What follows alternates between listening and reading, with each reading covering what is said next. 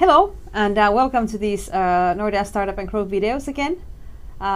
Since the first Startup and Growth unit was established, the idea has been that we concentrate on serving the startups and the scale-ups in the Nordics.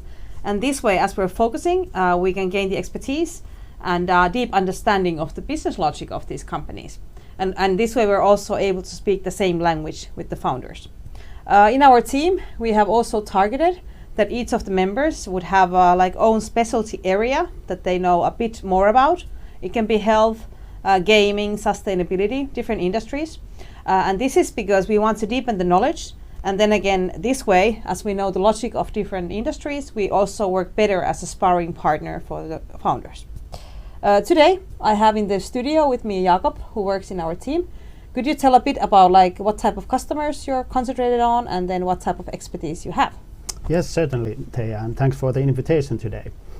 I've been working here in Nordea Startup and Growth from the very beginning, and nowadays I focus more on the growth stage companies, although I have companies from the pre-revenue stage up to First North, so it's kind of board rate, but the main focus is on the growth stage companies.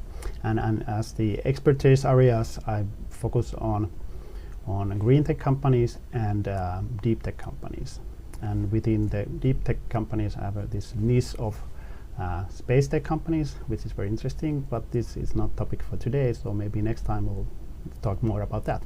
Yeah, absolutely. Super interesting. Financing the startups and the scale-up has been the main benefit, actually, that what Nordea Startup and Growth is doing. And in that respect, as we're a bank and we give debt, the cash flow has been the main or the most important thing for us. And therefore, typically, the scalable software businesses, SaaS businesses especially, are easier to finance than other startups. But then again, as we have seen that, in the startup ecosystem, more and more deep tech companies are rising, a lot of climate techs coming up. So it's the game is changing a bit.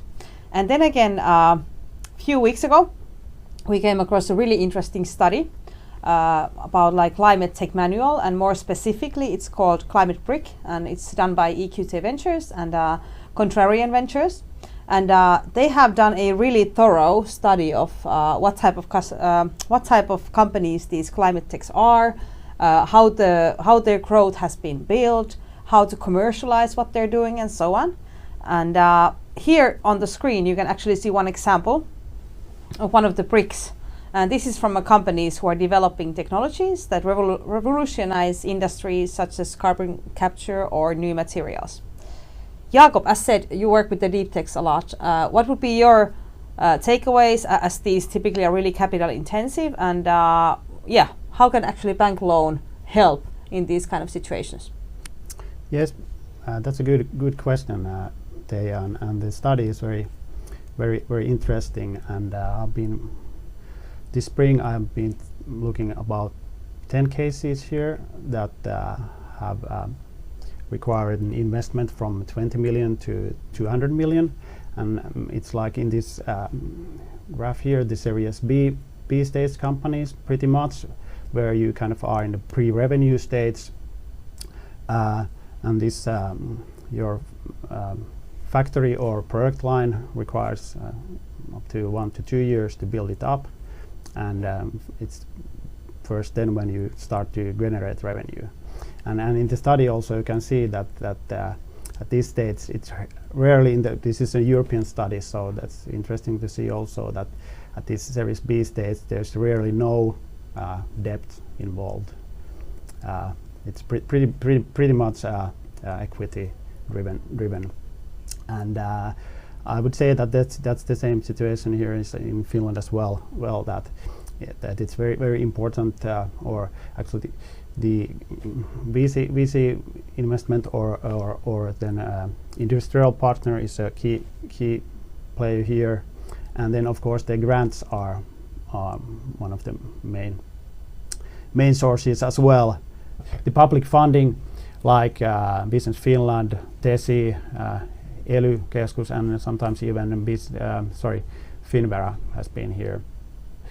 We have had few cases here in Nordea Startup and Growth where we have been able to give out debt financing, but the financing is merely focusing on the working capital side. That it's more like this Series C phase, like in the study shows here, where the bank would be maybe have a bigger role than when you actually have your factory or a product line running, and then you are like leveraging it, or I mean you are building your second factory or second line. So that's pretty much what I found about this study. Okay, thank you very much. This was all for today, and thanks for listening in.